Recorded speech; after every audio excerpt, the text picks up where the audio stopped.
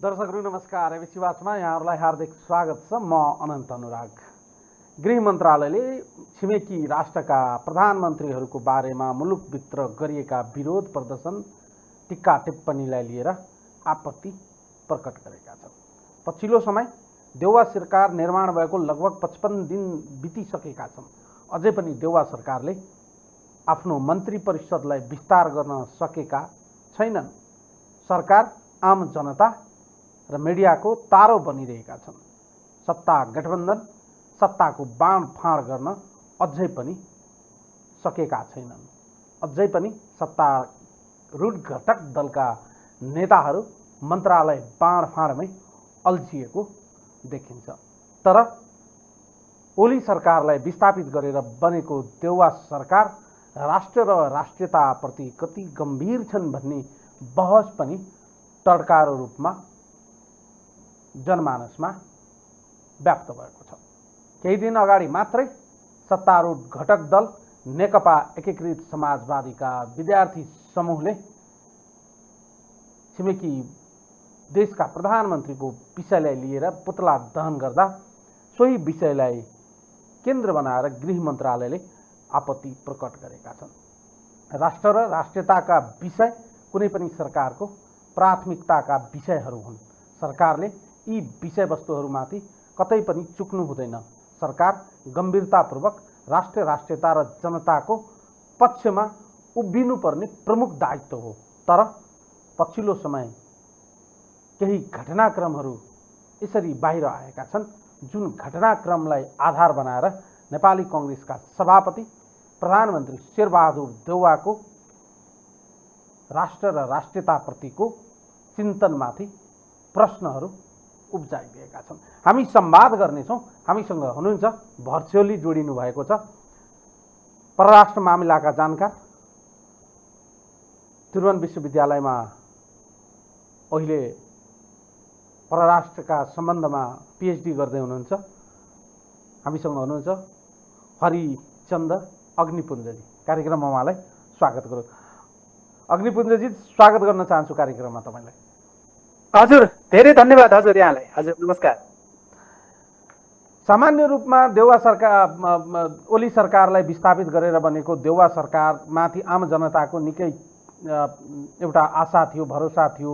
यो सरकारले राष्ट्रियता जनताका सवाल यी यावत विषयवस्तुहरूको विषयमा सरकार गम्भीरतापूर्वक अगाडि बढ्नेछन्। आम जनताका विषयवस्तुहरूलाई प्राथमिकताका साथ जनहितमा आफ्ना पाइलाहरू चाल्नेछन्। पछिल्लो समय सरकार बनेको 55 दिनभन्दा बढी समय व्यतीत भएको छ।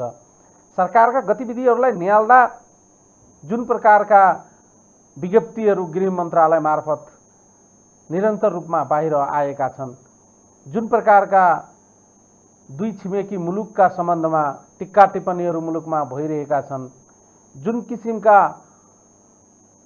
टास्क फोर्सहरू बनाइँदैछ, यी सबै विषयवस्तुहरू हेर्दा प्रधानमन्त्री देउवा सरकार राष्ट्र र राष्ट्रियताप्रति सार्वभौमिकताप्रति कति गम्भीर छन् जस्तो देखिन्छ। हजुर, यहाँलाई म धन्यवाद दिन चाहन्छु। जहाँसम्म हजुर सुन्दैछु। हजुर धन्यवाद यहाँलाई यो प्रश्नको लागि। विशेष गरिकन ओली सरकारलाई विस्थापन गरिसकेपछि जुन नयाँ सरकार शेरबहादुर देउवा नेपाली कांग्रेसका सभापति शेरबहादुर देउवाको नेतृत्वमा जुन सरकार बन्या छ, एउटा खालको पुरानो सरकार विस्थापित भइसकेपछि नयाँ परिस्थितिमा नयाँ सरकारले नेपालको परराष्ट्र मामिलालाई अलि नयाँ तरिकाले र नेपालको हितको रक्षा हुने गरेर सञ्चालन गर्छ भन्ने आशा, विश्वास र भरोसा मैले मात्र होइन, अब सम्पूर्ण नेपाली जनताले गरेको अवस्था हो। तर पनि कतिपय अवस्थामा चाहिँ हामीले पहिलाको सरकार र अहिलेको सरकारलाई विश्लेषण गर्ने हो भने नेपाल कम्युनिस्ट पार्टीको झन्डै 2/3 बहुमतको सरकारले त्यति बेला नेपालको परराष्ट्र मामिलालाई जसरी सञ्चालन गरेका थियो त्यही लेभलमा वा त्योभन्दा पनि अझ राम्रो तरिकाले सञ्चालन गर्ने वातावरण बन्छ भन्ने कुरा मैले त्यति आशा गरेको थिइनँ। किनभने अहिलेको सरकार विभिन्न पार्टीहरूको गठजोडबाट बनेको छ। यदि नेकपा एमाले भित्रको माधव नेपाल प्यानललाई वा मदन पाल समूहलाई गन्ने हो भने पनि 5वटा पार्टीहरूको बिचको चाहिँ सरकार भएको हुनाले 5वटा भिन्न भिन्दै दलहरूको बाह्य सम्बन्धलाई नेपालको परराष्ट्र सम्बन्धलाई हेर्ने दृष्टिकोण फरक फरक नै हुन्छ र यो 5वटा फरक फरक दृष्टिकोण भएको पार्टीहरूको बिचमा बनेको सरकारलाई सञ्चालन गर्नको लागि पक्कै पनि चुनौती त हुन्छ नै। तर अब जसरी अहिलेको सरकार नेपालको राष्ट्रिय हितलाई रक्षा गरेर नेपालको राष्ट्रिय हित प्राप्त गर्नको लागि जसरी अगाडि जानु पर्थ्यो त्यसरी जान नसकेको हो कि अझै कतै अल्मली रहेको हो कि अहिलेसम्म परराष्ट्र मन्त्री नै नियुक्त गर्न नसकिराखेको अवस्थामा देशको परराष्ट्र मामिला चाहिँ कहाँ पुग्छ भन्ने कुरा त हामीले यही एउटा सानो कुराबाट अनुमान गर्न सक्छौँ जस्तो लाग्छ मलाई। तपाईँ आजको मात्रै गृह मन्त्रालयको विज्ञप्ति पढ्नु भएको छ भने तपाईँ क्लियर रूपमा बुझ्न सक्नुहुन्छ। कुनै पनि छिमेकी मुलुकको प्रधानमन्त्री वा कुनै पनि नेताको बारेमा विरोध गर्न नपाइने, धरना जुलुसहरू गर्न नपाइने, कटाक्ष गर्न नपाइने, यो लोकतन्त्र होइन र भने लोकतन्त्रमा त यी कुराहरू गर्न त छुट हुँदो रहेछ नि त। यो तानाशाही प्रणालीमा त हामी छैनौँ नि त। तर हजुर तर तर तर विज्ञप्तिमा जुन प्रकारका शब्दावलीहरू प्रयोग भएका छन् त्यसले त गम्भीर किसिमको प्रश्न मुनि हामीलाई उभ्याइदिएको छ। साँच्चै हिजो शेरबहादुर देउवाले ओली सरकारलाई भारतको टाङ मुनि छिरेको आरोप लगाइरहँदा आज देउवा सरकार कसको टाङ मुनि छिरेका छन् भन्ने प्रश्न गर्न पाइने कि नपाइने? यहाँले जुन प्रश्न उठाउनु भयो त्यो प्रश्नको महत्त्व आफ्नो ठाउँमा छँदैछ। म एउटा एकाडेमिक मान्छे भएर ठ्याक्कै त्यही शब्द मैले प्रयोग गर्न नमिल्ला, तर पनि जुन आशा गरिएको थियो त्यो आशा गरे अनुसार चाहिँ सरकार अगाडि बढिराखेको छैन र एउटा चाहिँ ट्र्याक पक्र्न सकेको छैन भन्ने कुरा त प्रश्न नै देखियो। जहाँसम्म चाहिँ गृह मन्त्रालयको विज्ञप्तिको कुरा यहाँले गर्नुभयो, यो सरकारको बाध्यता जस्तो पनि लाग्छ मलाई। हामीले कदापि पनि सरकारले निकालेको वा गृह मन्त्रालयले निकालेको विज्ञप्तिको स्वागत गर्न त हामी पक्कै पनि सक्दैनौँ। नेपाली जनता, नेपाली नागरिक ले देशको हितमा, राष्ट्रको हितमा कुनै पनि दलले गलत नीति लिन्छ, कुनै पनि नेताले चाहिँ नेपालको हित विरुद्धमा काम गर्छन् भने वा नेपालमा कुनै पनि देशले चाहिँ नेपाल नीति गलत तरिकाले चाहिँ अगाडि ल्याउँछन् भने नेपाली नागरिकको हिसाबले नेपाली नागरिकले चाहिँ विरोध जनाउन पाउँछन्, बोल्न पाउँछन्, लेख्न पाउँछन् र राष्ट्रको पक्षमा चाहिँ आफ्नो गतिविधि गर्न पाउँछन्। त्यसकारणले गर्दाखेरि अहिलेको गृह मन्त्रालयले जुन यहाँले भन्नुभयो विज्ञप्ति निकालेको कुराहरू छ, इभन एमसिसी नेपालमा जुन विचाराधीन अवस्थामा थियो एमसिसीको विरुद्धमा बोल्न नपाइने भन्ने खालको विज्ञप्ति पनि आएकै छ। हो यस्ता कुराहरूले गर्दाखेरि कता कता हामीलाई चाहिँ उद्वेग लाग्दो स्थिति आएको अवस्था छ। यहाँले भन्नुभयो जस्तै प्रजातन्त्रको आफूलाई चाहिँ भनौँ न प्रजातन्त्र को हिमायती ठान्ने दलहरू विशेष गरी नेपाली काङ्ग्रेस, नेपालको सबैभन्दा पुरानो प्रजातान्त्रिक पार्टी भएको र उसको नेतृत्वमा बनेको सरकारले यो खालको विज्ञप्ति निकाल्छ भन्ने कुरा चाहिँ मैले चाहिँ कल्पना गरेको नगरेको अवस्था थियो। अब तर यो खालको विज्ञप्ति किन आयो, यसको पछाडिको आन्तरिक र बाह्य डाइमेन्सन वा आयामहरू के छन्, आन्तरिक राजनीतिक समस्याहरू के छन्, अनि बाह्य चाहिँ दबावहरू र प्रभावहरू के छन्, त्यो कुराहरूको पनि भूमिका पक्कै पनि पर्दा भित्रबाट रहेको देखिन्छ। र पनि यो कुरालाई, यो विज्ञप्तिलाई चाहिँ हामीले चाहिँ स्वीकार गर्न सकिँदैन। नेपाली जनताले त्यसको चाहिँ विरोध गर्नुपर्छ जस्तो लाग्छ मलाई। यो विज्ञप्ति पढ्दा यो विज्ञप्तिको शाब्दिक अर्थ चाहिँ के बुझ्न लगाउन सकिन्छ? यो विज्ञप्तिले कसको पक्ष पोषण गरेको छ? नेपाली जनताको, राष्ट्रियताको, राष्ट्रको र हाम्रो सार्वभौमिकताको पक्ष पोषण गरेको छ कि यो अन्यत्र कतै अरूको नै पक्ष पोषण गरेको देखिन्छ? हजुर, एकदमै क्रिटिकल क्वेसन यहाँले उठाउनु भयो। पक्कै पनि यो हाम्रो नेपालको हितमा, नेपाली जनताको हितमा, नेपालको स्वाधीनताको हितमा, नेपालको भौगोलिक अखण्डताको हितमा आएको विज्ञप्तिको रूपमा यसलाई लिन सकिँदैन।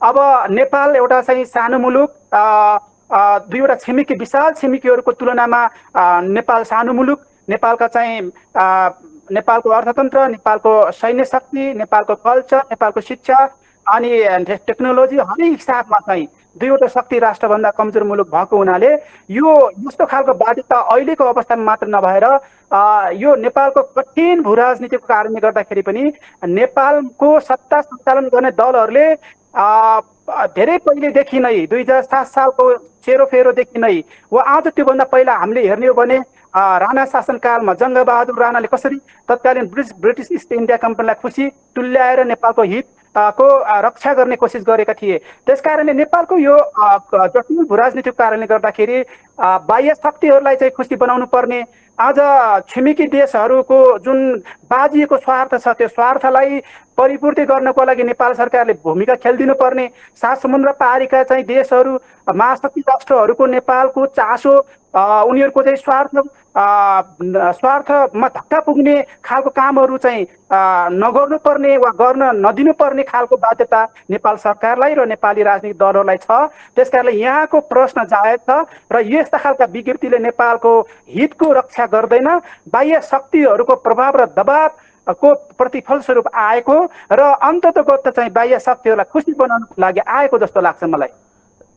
निरन्तर रूपमा यसलाई चाहिँ हामीले फलोअप गर्ने हो भने यसको यो घटनाक्रमलाई हामी एउटा चाहिँ सुरुवात घटनाक्रमलाई दार्चुलाको महाकाली नदीमा जयसिंह धामीको मृत्यु प्रकरणदेखि लिएर अहिले यो विज्ञप्तिसम्मको प्रकरणसम्म आइपुग्दा केही समय अगाडि मात्रै चीन र नेपाल बीचको सीमा अतिक्रमणको विषयमा अध्ययन गर्न गठित कार्यदल लगायतका विषयमा हामीले हेर्ने हो र जुन प्रकारको भू राजनीतिक यहाँ चाहिँ चलायमान भएका छन् र अन्तर्राष्ट्रिय पोलिटिक्सका डायनामिक्सहरू जुन प्रकारले चाहिँ आफ्ना गतिविधिहरूलाई चाहिँ अलिकति पेस दिएका छन्, यस अर्थमा हेर्दा ती सबै विषयवस्तुहरू कतै न कतैबाट परिचालित छन्, स्वचालित त हुँदै होइन भने चाहिँ देखिँदैन र भने नै पक्कै पनि जस्तै यहाँले सुरुमा चाहिँ अहिलेको सरकारले नेपाली जनतालाई बोल्न पाउने अधिकार माथि चाहिँ कुठाराघात गर्ने कोसिस गरिराखेको विज्ञप्ति कुरा निकाल्नुभयो। त्यसपछि भर्खरै केही दिन अगाडि नेपाल चीनको सीमा समस्याको समाधानको लागि वा नेपाल चीन सीमा सम्बन्धी अध्ययन गर्नको लागि जुन कमिटी बनेको कुरा उठाउनु भयो, यसको पछाडि धेरै कुराहरूले चाहिँ भूमिका खेलेको जस्तो लाग्छ मलाई। मैले अघि पनि भने वर्तमान सत्तासीन जुन दलहरू छन्, गठबन्धन छ, गठबन्धनभित्रको आन्तरिक डाइनामिक्स अनि देशभित्रको चाहिँ डोमेस्टिक पोलिटिक्स र देश बाहिर विशेष गरी नेपालको भू राजनीतिमा एक्टिभ भएर लागिराखेका चाहिँ बाह्य शक्ति केन्द्रहरू र उनीहरूले नेपालमा उनीहरूको स्वार्थ सिद्ध गर्नको लागि नेपाललाई फोकस गरेर सञ्चालन गर्न खोजेका परियोजनाहरू विशेष गरिकन चाहिँ मिलेनियम च्यालेन्ज कर्पोरेसन र चिनिया चाहिँ बेल्ट एन्ड रोड इनिसिएटिभ, त्यस्तै गरी पछिल्लो पटक चाहिँ चाइना रसिया सेक्युरिटी डायलग प्लेटफर्मको पनि घोषणा गरिएको छ। यी सबै चाहिँ राजनीतिक पात्रहरूको ट्राइलेटरल वा मल्टिलेटरल वा त्रिपक्षीय वा बहुपक्षीय चाहिँ उनीहरूको चाहिँ कन्सन्ट्रेसनको कारणले गर्दाखेरि यो खालको अवस्था आएको जस्तो लाग्छ। अब मैले फेरि पनि जोड्न चाहेँ कि नेपाल चीन सीमा समस्या को अध्ययन गर्नको लागि यति बेला चाहिँ समिति गठन गर्नु जरुरी थियो कि थिएन, वा कुन इस्युलाई डाइभर्ट गर्नको लागि यो समिति बन्यो हैन। अनि जुन जयसिंह धामीको कुरा उठाउनु भयो, जयसिंह नेपालको आफ्नो एकजना नागरिक त्यसरी चाहिँ छिमेकी देशका चाहिँ एसएसबीको गतिविधिको कारणले गर्दाखेरि एकजना नागरिकले ज्यान गुमाउनु परेको छ। अनि अझै पनि भनौँ न भारतीय पक्षबाट त्यो विषयमा चाहिँ त्यसको अनुसन्धानको लागि चाहिँ सहयोग भइराखेको छैन।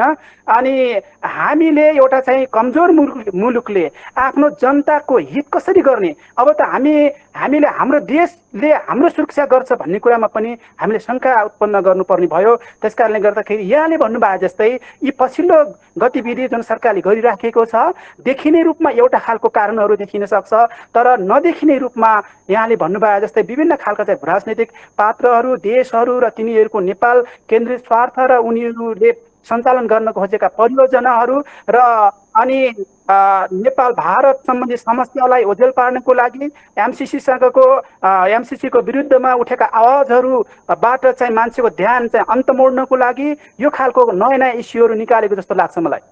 तपाईँले भने जस्तै सामान्य रूपमा दुई छिमेकी मुलुकहरूको बिचमा दुई देशको बिचमा रहेको सीमामा विवादहरू हुन सक्दछ, त्यहाँ सीमाका केही विषयवस्तुहरू चाहिँ उल्झनहरू हुन सक्दछन्, त्यसमा समस्या भएन।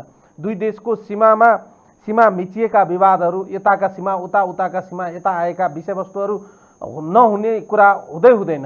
तर त्यसलाई सेटल डाउन गर्ने, समाधान गर्ने पनि एउटा मेकानिजम त होला नि, त्यसलाई समाधान गर्ने एउटा अन्तर्राष्ट्रिय प्र्याक्टिस त होला नि, त्यसको एउटा चाहिँ समय र सन्दर्भ त होला नि। तर अहिले जुन परिस्थिति चलिरहेको छ अन्तर्राष्ट्रिय रूपमा र नेपालमा जुन प्रकारको अन्तर्राष्ट्रिय राजनीतिका खेलाडीहरू, भू राजनीतिका खेलाडीहरूले जुन प्रकारका आफ्ना इन्ट्रेस्टहरू देखाइरहेका छन्, यसरी हेर्दा चीन र नेपाल बीचको अहिलेको यो सीमा विवाद ल्याउनु पर्ने र ल्याउनुको पछाडिको चाहिँ केही कारणहरू छन्, अथवा तपाईँले जुन चाहिँ इन्डिकेट गर्नुभयो नि, अहिले चीन र नेपाल बीच सीमा विवाद छ भन्ने कुरालाई चाहिँ बाहिर उजागर गएपछि त्यसको पछाडि चाहिँ अन्य गतिविधिहरू सञ्चालन गर्न सकिन्छ कि भने ध्येय हो सरकारको? अब यहाँले भन्नुभए जस्तै जुन दुईवटा देश, अब नेपाल जतिवटा देशसँग जोडिएको छ चीन भारतसँग, छिमेकी देशहरूसँग पक्कै पनि सीमा सम्बन्धी विवाद नहुने भन्ने कुरा हुन सक्छ। चीनसँग नेपालको सीमा विवाद नै छैन, थिएन भन्ने मेरो त्यो दाबी होइन। योभन्दा अगाडिको सरकार के अरे नेकपा एमालेका अध्यक्ष तत्कालीन प्रधानमन्त्री केपी शर्मा ओली को पालामा पनि यो विवाद यो उठेकै थियो गत साल, र यो विषयमा चाहिँ त्यति बेला चाहिँ अध्ययन पनि भएकै थियो। अनि नेपालले त्यति बेला वा तत्कालीन परराष्ट्र मन्त्री प्रदीप ग्वालीले नेपाल चीन सम्बन्धी सीमा सम्बन्धी समस्या छैन भनेर उहाँले भन्नुभयो। त्यस्तै गरी चाइनाले पनि, चीनले पनि नेपालसँगको कुनै पनि समस्या सीमा समस्या नभएको कुरा चाहिँ उसले चाहिँ प्रश्न पार्यो।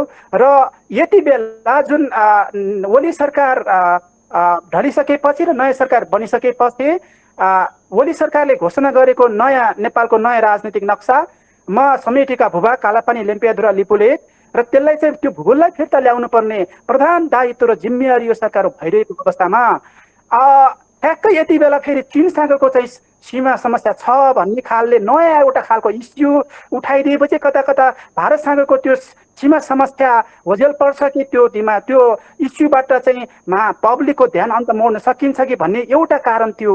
अर्को कुरा भनेको मैले अघि पनि भने, मिलेनियम च्यालेन्ज कर्पोरेसन एकदमै यसको यो अत्यन्तै विवादित प्रोजेक्ट रूपमा अगाडि आएको छ।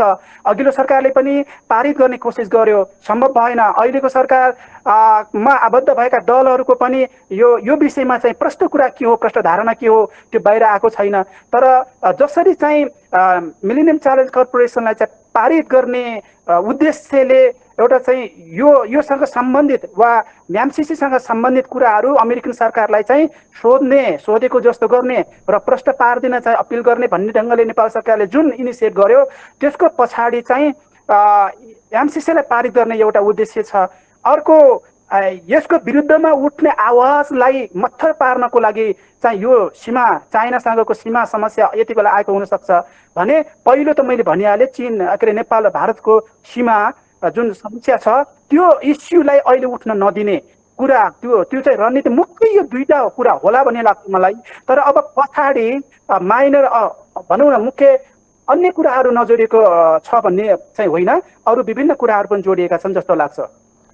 अलिकति अझै तपाईँलाई पछाडि म फर्काउन चाहन्छु। केही दिन अगाडि मात्रै भारतीय सत्तारूढ दलका विदेश विभाग प्रमुख डाक्टर विजय चौथाईवालेको नेपाल भ्रमण भएको थियो। भ्रमण मूलतः सत्तारूढ दलका नेताहरूसँग मात्रै होइन, दोस्रो र तेस्रो तहका नेताहरूसँग पनि सौहार्दपूर्ण रूपमा उहाँको गम्भीर भेटवार्ता र छलफलहरू भएका समाचारहरू हामीले छरपष्ट रूपमा पढ्न पायौँ र बुझ्न पायौँ।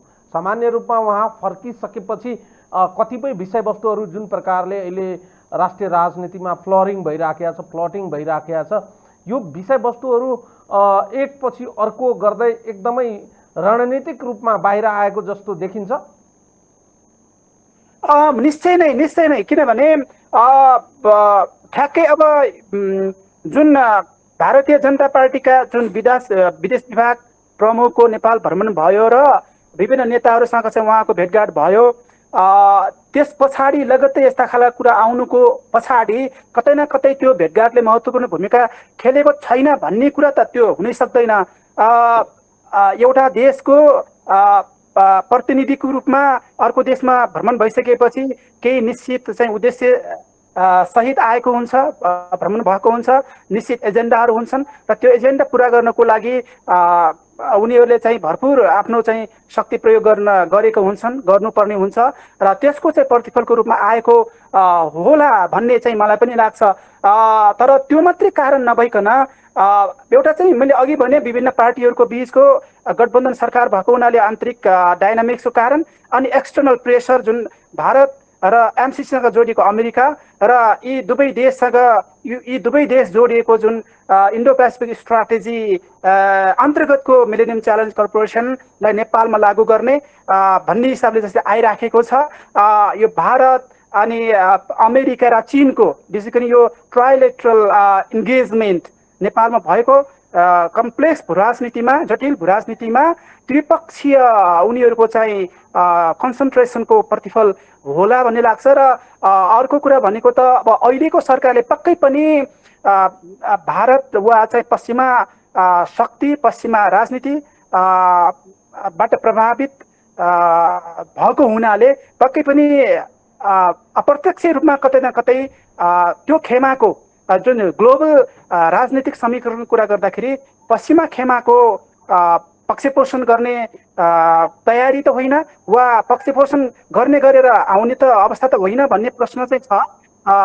यहाँले भन्नुभयो जस्तै यो जुन भ्रमण भयो त्यो भ्रमणको प्रतिफल स्वरूप यी कुराहरू चाहिँ एकपछि अर्को आउनुको पछाडि भ्रमणले महत्त्वपूर्ण भूमिका खेलेको भन्ने लाग्छ। र ओली सरकार ढालिनुको पछाडि, ढल्नुको पछाडि र नयाँ सरकार बन्नुको पछाडि पक्कै पनि यस्तै यस्तै खालका निहित स्वार्थहरू, निहित चाहिँ उद्देश्यहरू रहेको थियो भन्न सकिन्छ। विशेष गरी जुन बाह्य शक्ति केन्द्रहरूको नेपालमा अबको राजनीतिलाई कतातिर लैजाने भन्ने हिसाबमा चाहिँ यस्तै यस्तै खालका चाहिँ उद्देश्यहरू जोडिएको थियो र त्यो उद्देश्यहरू अहिले प्रकट रूपमा बाहिर आएको जस्तो देखिन्छ। तपाईँ यो भन्दै हुनुहुन्छ नेपालमा चीनको गतिविधिलाई रोक्नको लागि चाहिँ नेपालको सन्दर्भलाई, नेपाललाई केन्द्र मानेर अन्तर्राष्ट्रिय शक्ति केन्द्रहरूले नयाँ एलायन्स अनौपचारिक रूपमा बनाएका छन् र त्यही तहत अहिलेका गतिविधिहरू चाहिँ नेपालमा सञ्चालन भइरहेको छ र हाम्रो सरकारले त्यसलाई परोक्ष रूपमा सघाएका छन्। एकदमै अहिलेको सरकारले चाहिँ अब हामीले सजिलै बुझ्न सक्छौँ कुन पृष्ठभूमिमा अहिलेको सरकार बन्यो र अघिल्लो सरकारको पृष्ठभूमि के थियो, अघिल्लो सरकारका चाहिँ छिमेकी देशहरूसँगको सम्बन्ध कसरी अगाडि बढिया थियो, अघिल्लो सरकारका प्रायोरिटिज वा प्राथमिकताहरू के थिए र अघिल्लो सरकारले नेपालको विश्व मामिलालाई कसरी चाहिँ सञ्चालन गरिराखेको थियो र अहिलेको सरकारले चाहिँ कसरी सुरु गर्यो भन्ने यसैबाट पनि पुष्टि हुन्छ कि पक्कै पनि कुनै न कुनै रूपमा अहिलेको सरकारले नेपालमा चिनिया प्रभावलाई कम गर्ने गरेर र अनि भारत विशेष गरिकन भारत र पश्चिमा देश को जुन इन्ट्रेस्ट छ, जुन स्वार्थ छ, उनीहरूले जुन नेपालमा रहेर जुन खालको चाहिँ पोलिटिक्स गर्न खोजिराखेको छन् त्यो खालको पोलिटिक्सले जुन खालको गतिविधि नेपालमा गरेर समग्रमा चिनको प्रभावलाई कम गर्ने, नेपालमा मात्र नभइकन दक्षिण एसियामा पनि कम गर्ने र सिङ्गो चाहिँ यो प्रशान्त जुन इन्डो पेसिफिक रिजनमा पनि चिनको चाहिँ प्रभावलाई कम गर्ने उद्देश्यले जुन आक्रामक ढङ्गले अगाडि आएको छन् त्यो आक्रामक ढङ्गले अगाडि आएको गतिविधिलाई पक्कै पनि अहिलेको सरकारले सहयोग हुने गरेर नै अगाडि बढ्न खोजेको देखिन्छ र अहिलेको सरकारको पोलिसी त्यसतर्फ चाहिँ इन्डिकेट भएको देखिन्छ। यद्यपि हामीले यो ठोकुवा गर्नको लागि अलिक चाँडै होला, अहिलेको सरकारको विदेश नीति कसरी अगाडि जान्छ, सञ्चालन कसरी हुन्छ भन्ने कुरामा अहिले नै निष्कर्ष निकाल्न चाहिँ चाँडो होला र पनि अहिलेको गतिविधि सुरुवातमा भएका चाहिँ गतिविधिलाई निहाल्दाखेरि पक्कै पनि अबको नेपालको भूराजनीति अझै जटिल बन्ने देखिन्छ र चीन, इन्डिया र अमेरिकाको त्रिपक्षीय चाहिँ उनीहरूको चाहिँ प्रभाव र दबावको चपेटामा अझै नेपाल पर्न सक्ने देखिन्छ। किनभने अब चीन पनि चाहिँ पुरानो चीन रहेन, अहिलेको नयाँ चीन हो। सी जिनपिङले जुन घोषणा गरेको छन्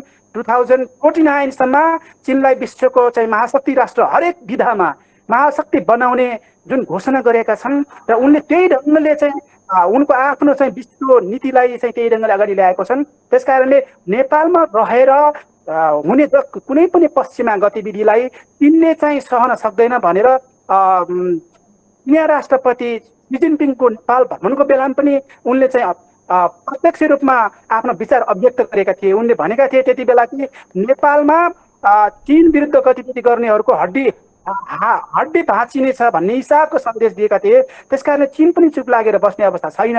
यो अवस्थामा चाहिँ साँच्चै नै अहिलेको सरकारले यो जटिल अवस्थालाई बुझेर कुनै पनि देश वा कुनै पनि विश्व राजनीतिलाई हेर्ने हो भने कुनै पनि दुर्बलको सेवा गर्ने गरेर नगइकन नेपालले आफ्नो पहिचान लाई कायम गर्ने, आफ्नो पहिचानलाई स्थापित गर्ने गरेर जानुपर्छ र मात्र हामीले नेपालको हितको रक्षा गर्न सक्छौँ, नेपालको राष्ट्रिय स्वाधीनता जोगाउन सक्छौँ, नेपालको राष्ट्रिय स्वार्थ हामीले पुरा गर्न सक्छौँ जस्तो लाग्छ मलाई। तपाईँले भने जस्तै एमसीसी र बीआरआईको बीचमा अब जुन रेस्लिङ देखिने छ त्यो चाहिँ अब प्लेग्राउन्डमै चाहिँ देखिने सङ्केतहरू देखा परेको हो मुलुकमा। हजुर, मैले त यो विषयमा त विभिन्न अनुसन्धानमूलक आर्टिकलहरू पनि लेखेको छु, त्यो चाहिँ प्रकाशन पनि भएको छ। मेरो चाहिँ निष्कर्ष के हो भने अघिल्लो सरकारको पालामा पनि मैले चाहिँ नियमित रूपमा लेख्दै बोल्दै आएको थिएँ। हामीले विशेष गरिकन नेपाल जस्तो विकासशील देश ले चाहिँ महाशक्तिहरूको वा चाहिँ शक्ति राष्ट्रहरूको चाहिँ आर्थिक चाहिँ सहायता लिने नहुने भन्ने होइन, लिन पर्ने हुन्छ हैन। विश्व ग्लोबल नर्थ र ग्लोबल साउथ जो हामी भन्छौँ, ग्लोबल साउथमा पर्ने कन्ट्रीले देशले चाहिँ ग्लोबल नर्थको आर्थिक प्रगतिबाट पक्कै पनि फाइदा लिएर अगाडि बढ्नुपर्ने हुन्छ। तर हामीले त्यो सँगसँगै त्यो भनिरहँदा नेपालको जुन कठिन भूराजनीति छ, यो भूराजनीतिको अध्ययन नगरिकन, जुन वैज्ञानिक अनुसन्धान नगरिकन हामीले हावाको भरमा पायो भन्दैमा जुनसुकै देशको पनि आर्थिक सहायता अध्ययन नगरिकन लियो भने त्यसको चाहिँ त्यसबाट पर्ने असर हामीले थाम्न सक्दैनौँ र त्यसबाट पैदा हुने सङ्कट विरुद्ध हामी लड्न सक्दैनौँ भन्ने लाग्छ।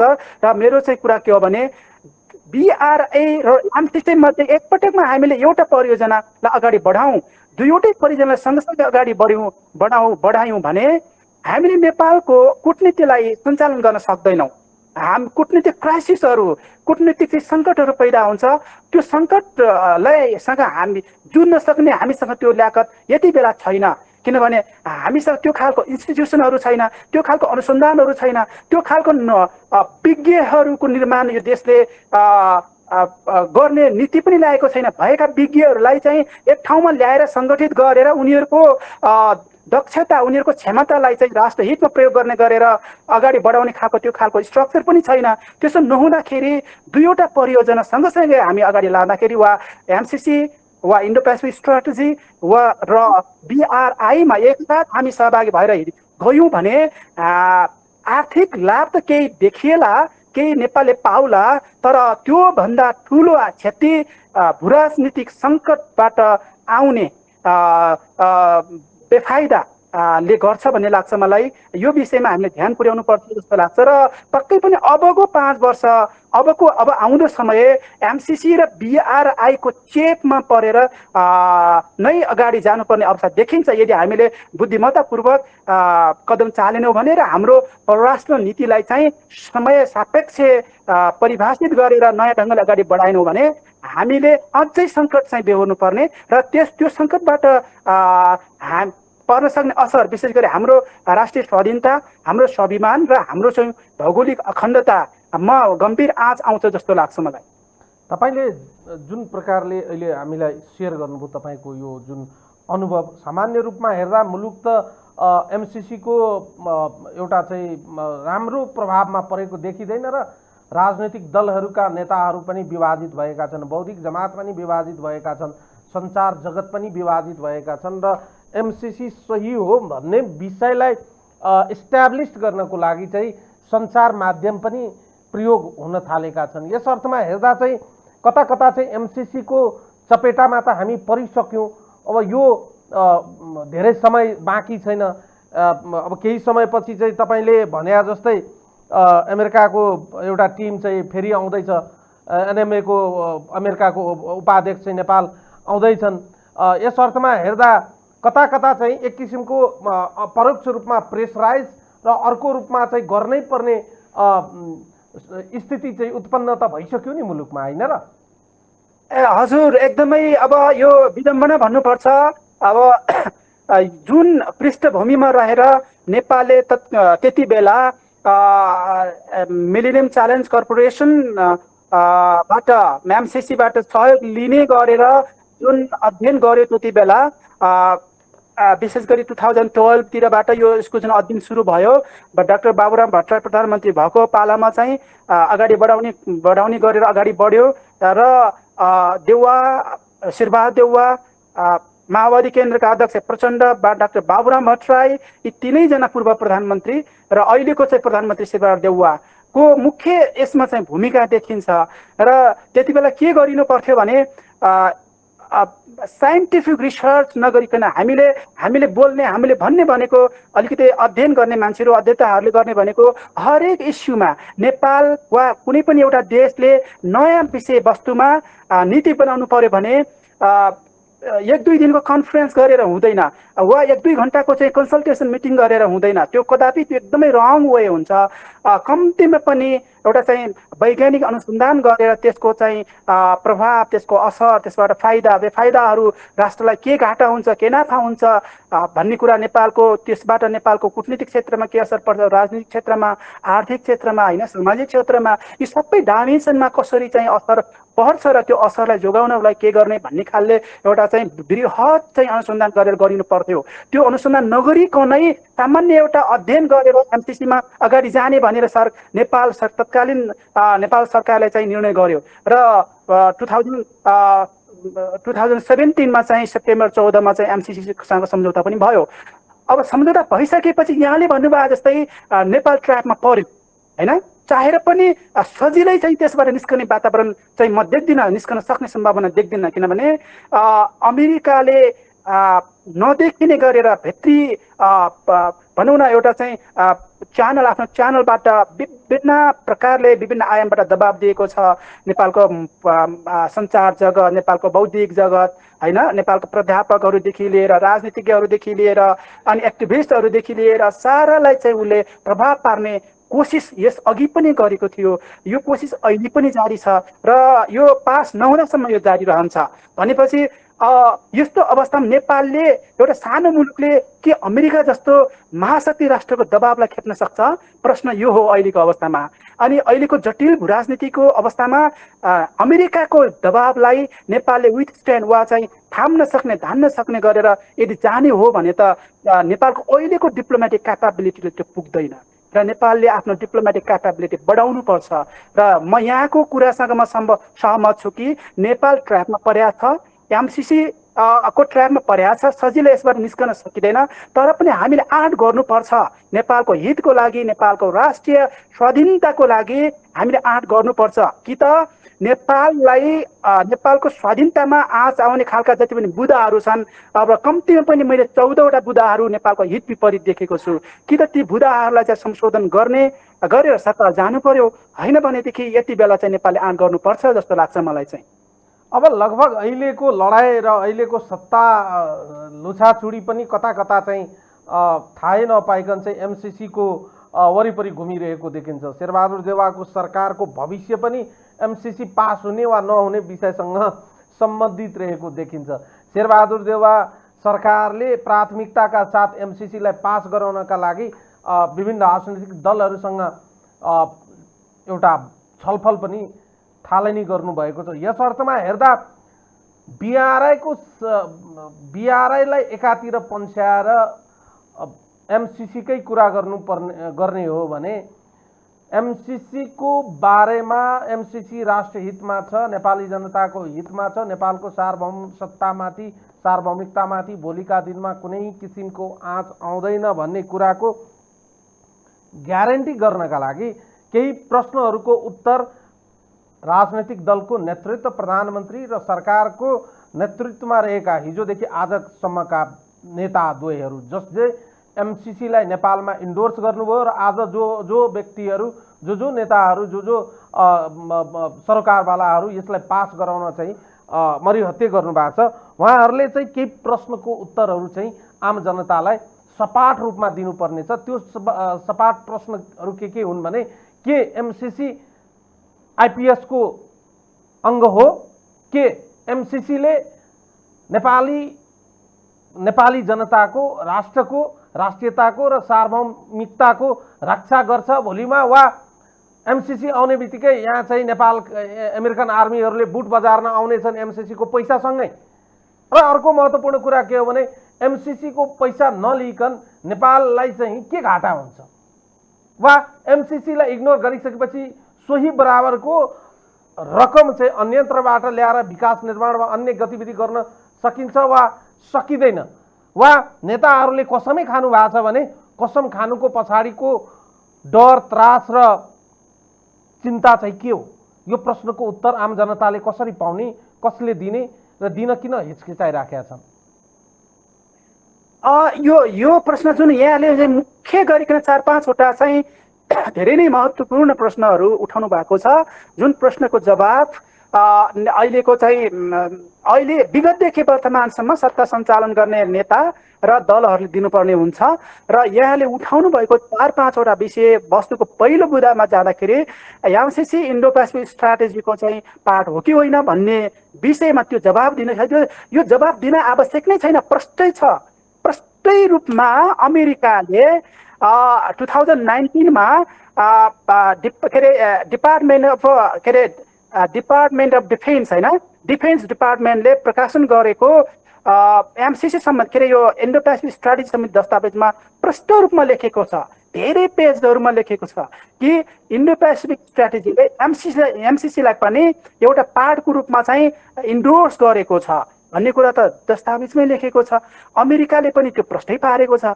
अनि त्यो हुँदाहुँदै त्यो प्रष्ट हुँदाहुँदै नेपालका चाहिँ दलका नेताहरूले त्यो झुट बोल्छन् र नेपाली जनतालाई चाहिँ झुट बोलेर एमसिसी चाहिँ आइपिएसको पार्ट होइन भनेर चाहिँ भन्छन् भनेदेखि त्योभन्दा नालायकी पनि अरू हुन सक्दैन।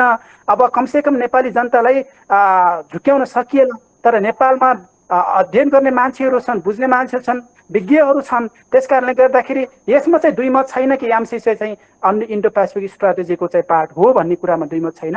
अब इन्डो पेसिफिक स्ट्राटेजी भनेको एउटा सुरक्षा सम्बन्धी एउटा समीकरण हो वा चाहिँ सैन्य सम्बन्धी समीकरण हो। भोलिको दिनहरूमा दक्षिणी एसिया मात्र नभइकन यो इन्डो पेसिफिक होइन, इन्डियन ओसनदेखि पेसिफिक ओसनसम्म को चिनिया प्रभाव लाई कम गर्ने चीनको चाहिँ जुन ग्लोबल्ली जान खोजेको चाहिँ बेल्ट एन्ड रोड इनिसिएटिभ र त्योसँग हुन सक्ने सहयोग देशहरूसँगको सम्बन्ध सहकार्यलाई चाहिँ टुटाउने र चीनको आर्थिक विकासलाई रोक्ने उद्देश्यले चाहिँ बनाइएको एउटा चाहिँ सैन्य समीकरणकै एउटा चाहिँ प्रारम्भिक चाहिँ रूप भएको हुनाले नेपाल त्यसमा त सहभागी हुन मिल्दैन। कि त नेपालले संविधान परिवर्तन गर्नु पर्यो, संविधान अवधिकै नेपाल नन अलाइनमेन्ट पोलिसीले मान्दैन र नेपालले जुन 5वटा कुरा छन्, 5वटा पिलर छन्, त्यो 5वटा पिलर विदेश नीति 5वटा पिलर मान्दैन। अब नेपाल अलायन्समा जान्छ, समीकरणमा जान्छ भन्ने हिसाबले चाहिँ लेख्नु पर्यो। होइन भनेदेखि अहिलेको संविधान अनुसार त नेपाल इन्डो पेसिफिक स्ट्राटेजीको पार्ट बन्नै मिल्दैन र एमसिसीमा सहभागी हुन मिल्दैन। तपाईले सैन्य एलायन्सको समीकरणको कुरा गर्नुभयो। सैन्य एलायन्समा गइसकेपछि त्यो एलायन्सलाई थाम्ने ल्याकत हामीसँग छ? कदापि पनि छैन। हामी मैले अघि सुरुमा को प्रसङ्गमा भनेको थिएँ, नेपाल सैन्य हिसाबले निकै कमजोर, विशेष गरी यो छिमेकी देशहरू र महाशक्ति अनि देशहरूको तुलनामा नेपाल सैनिक क्षेत्रमा निकै कमजोर मुलुक भएको हुनाले नेपालले विश्व मामिलालाई हाँक्ने भनेको सैन्य शक्तिबाट होइन, डिप्लोमेटिक क्यापाबिलिटी होइन, कूटनीतिक शक्तिको प्रयोग गरिकन र सफ्ट पावर जो भनिन्छ इन्टरनेसनल अफेयर्समा, यो सफ्ट पावरको अप्रोचबाट जानुपर्ने हुन्छ। त्यसो जाँदाखेरि हामी कुनै पनि अलायन्समा जानुपर्ने हुँदैन, कुनै पनि सैन्य समीकरणमा जानु पर्दैन र हामीले इकोनोमिक कोअपरेसनमा मात्रै सहभागी हुने हो। चीनसँग भए पनि, भारतसँग भए पनि, अमेरिकासँग भए पनि वा संसारका जुनसुकै देश, जुनसुकै संस्था, जुनसुकै रिजनल वा ग्लोबल अर्गनाइजेसनसँग नेपालले गर्ने सहकार्य इकोनोमिक हुनुपर्छ।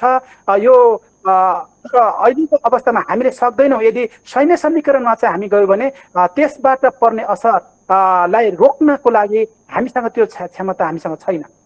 म अन्तिम प्रश्न गर्छु, तपाईँ सम्झिनुहुन्छ भने केही समय अगाडि चाहिँ भारतका विदेश मन्त्री डाक्टर एस जयशंकरले एउटा स्टेटमेन्ट दिनुभएको थियो। के थियो भने उहाँको स्टेटमेन्ट भने मौजूदा परिवर्तित भू राजनीतिक स्थितिमा अब चाहिँ कोही पनि नन एलाइन भएर चाहिँ बस्न नसक्ने भन्ने जुन उहाँको तर्क थियो। अब अहिले चाहिँ अब एलाइनमेन्ट हुनै पर्ने बाध्यात्मक स्थिति भएको छ। कुनै मुलुकले वा कुनै राष्ट्रले चाहिँ अब म नन एलाइनमेन्ट भएर बस्छु भनेर तर्कना गर्छन् भने त्यो फुलिस हो भन्ने चाहिँ तर्कना गर्नुभएको थियो। यस अर्थमा कता कता हामी ती स्टेटमेन्टहरूबाट इन्फ्लुएन्स्ड भएको त होइन? यहाँले भन्नुभयो जस्तै त्यो स्टेटमेन्टबाट इन्फ्लुएन्स भएको जस्तो त मलाई लाग्दैन, किनभने त्यो स्टेटमेन्ट जारी गरिएको मिति र नेपाल एमसिसीमा सहभागी हुने निर्णय गरेको मितिमा धेरै फरक होला। त्यसकारणले प्रभाव त्यो स्टेटमेन्टबाट प्रभावित भएको होइन। तर यहाँले भन्नुभएको त्यो स्टेटमेन्ट लाई समीक्षा गर्दाखेरि हामीले भारतीय नागरिकले, भारतीय एक्सपर्टले, भारतका चाहिँ सरकारी अधिकारीले बुझेको कुरा होइन, उनीहरूले चाहिँ नन अलाइनमेन्ट मुभमेन्टलाई कसरी बुझ्छन् र भारतले आफ्नो विश्व मामिलालाई कसरी हाँक्छ, भारतले आफ्नो विदेश नीतिलाई कसरी हाँक्छ, त्यसरी नै हामीले हाँक्नुपर्ने भन्ने जरुरी छ र? त्यो कदापि पनि छैन नि। भारत एउटा चाहिँ संयुक्त राष्ट्रसङ्घको जुन सेक्युरिटी काउन्सिल छ, सुरक्षा परिषदको चाहिँ स्थायी सदस्य हुनको लागि लबिङ गरिराखेको अवस्थामा अनि एउटा चाहिँ एउटा ग्रेट पावर, एउटा महान शक्ति बनिसकेको अवस्थामा भारतको कन्टेक्स्टमा त्यो कुरा जायज होला। भारत महान शक्ति बनिसकेपछि अब नन अलाइनमेन्ट मुभमेन्टकै फरेन पोलिसीमा लागिरहन जरुरी छैन। अब चाहिँ अलायन्समा जानुपर्छ र अलायन्समा नगइकन महाशक्ति बन्न सकिन्न भन्ने उसको नोसन, त्यो नोसन भारतले अगाडि सार्न जायज होला। तर हामी त्यो लेभलमा छौँ कि छैनौँ? नेपाल त्यो लेभलमा छ कि छैन? भर्खरै हामी चाहिँ अति कम विकसित राष्ट्रबाट चाहिँ विकासशील राष्ट्रमा चाहिँ प्रवेश गरेको अवस्थामा हामी महान शक्तिले लिने नीतिलाई हामीले आफ्नो नीति बनायौँ भने हामी कहाँ पुग्छौँ होइन? हामी कतै पनि पुग्न सक्दैनौँ। त्यसकारण अझै पनि सुरक्षा मामिलामा, सैन्य क्षेत्रमा हामी नन अलाइनमेन्टमै जानुपर्छ र हामीले जुन अघि भने आर्थिक सहकार र आर्थिक विकासको क्षेत्रमा हामी सबै देशसँग चाहिँ सहकार्य गरेर हामी जानुपर्छ र त्यो नीतिमा जानुपर्छ। विशेष गरिकन 21st सेन्चुरी डिप्लोमेसी, नेपालको 21st सेन्चुरी डिप्लोमेसीमा पुरातनवादी वा 50 वर्ष अगाडिको वा 100 वर्ष अगाडिको वा राणाकालीन वा चाहिँ राजा त्रिभुवनको पालाको, राजा महेन्द्र पालाको कूटनीति अहिले हामीले चाहिँ अहिले त्यो कूटनीतिलाई आत्मसात गरेर जान सम्भव हुँदैन। त्यति बेलाको परिस्थिति र अहिलेको परिस्थिति धेरै फरक छ। अहिलेको परिस्थिति नेपालले कूटनीतिक सेक्टरमा विशेष गरी डेभलपिङ नेसन्स, होल डेभलपिङ नेसन्सको लागि एउटा मोडल चाहिँ कूटनीति चाहिँ को अवधारणा अगाडि सार्नुपर्छ जस्तो लाग्छ। त्यसको लागि नेपालले जुन आफूसँग भएका इन्स्टिट्युसनहरूलाई विकास गर्नु पर्यो र कैयौँ इन्स्टिट्युसनहरू बनाउनु पर्यो र विश्वविद्यालयहरू र सरकारी इन्स्टिट्युसनको बिचमा कोलाबोरेसनमा जानु पर्यो। अनि अहिलेदेखि नै चाहिँ एक्सपर्टहरूलाई उत्पादन गरेर त्यो खालको नीति ल्याउनु पर्यो र भएका एक्सपर्टहरूको चाहिँ क्षमतालाई चाहिँ सदुपयोग गर्ने गरेर जानु पर्यो। त्यस कारणले गर्दाखेरि भारतीय अधिकारीले निकालेको नन अलाइनमेन्ट सम्बन्धी स्टेटमेन्ट नेपालको हकमा कदापि पनि त्यो समय सापेक्ष हुन सक्दैन भन्ने चाहिँ मलाई लाग्छ। म तपाईँलाई धन्यवाद दिन्छु समय र संवादको लागि। तपाईँले महत्त्वपूर्ण विषयवस्तुहरू हामीसँग साझा गर्नुभयो। यद्यपि आन्तरिक राजनीतिकलाई सुदृढीकरण नगरिकन चाहिँ बाहिर राजनीतिलाई हामीले व्यवस्थापन गर्न सक्दैनौँ भन्ने कुरा सबैलाई थाहा छ। आन्तरिक राजनीति पुरै तरल अवस्थामा रहेको छ, तर हामी एउटा आगोको ज्वालाभित्र हात हाल्ने प्रयास गरिरहेका छौँ। कमजोर आन्तरिक राजनीतिक स्थितिमा हामीले आगोको ज्वालाभित्र हात हाल्यो भने हात डढ्ने प्राय निश्चित नै छ। यस अर्थमा सरकारवालाहरू गम्भीर हुनुपर्ने जरुरी देखिन्छ। आम जनता पनि राष्ट्रियता र सार्वभौमिकताको पक्षमा जोडतोड रूपमा चाहिँ गम्भीर भएर चाहिँ एकदमै चनाखो हुनुपर्ने अवस्था छ। नेताहरूले, सरकार सञ्चालकहरूले, सत्तारूढ दल वा प्रतिपक्षी दलले यो र त्यो बहानामा देशलाई कुनै पनि हालतमा भड्कालोमा हाल्ने काम गर्न दिनु हुँदैन। हामीले अफगानिस्तानबाट सिक्नुपर्ने पाठहरू थुप्रै छन्, धेरै टाढा नै जानु पर्दैन। यस अर्थमा तपाईँलाई म समय र संवादको लागि धन्यवाद दिन्छु। हजुर, यहाँलाई पनि म यो धेरै धन्यवाद दिन चाहन्छु। अहिलेको यो तातो विषयमा बहस गर्नको लागि मलाई यो भर्चुअल माध्यमबाट जुन जोडाउनु भयो, यसको लागि यहाँलाई धन्यवाद। एबिसी टेलिभिजन परिवार र टेलिभिजन हेरेर बस्नुभएका लाखौँ लाख दर्शकलाई पनि मेरो नमस्कार। धन्यवाद। दर्शकहरू, उहाँ हुनुहुन्थ्यो हरिचन्द अग्निपुञ्ज।